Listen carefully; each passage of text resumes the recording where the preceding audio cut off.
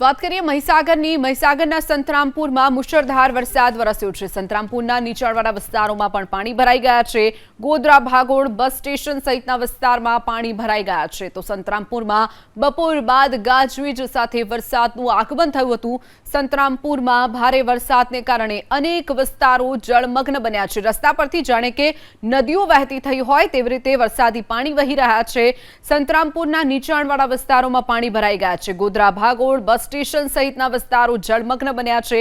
બપોર બાદ મેઘરાજાની એન્ટ્રી સંતરામપુરમાં થઈ છે।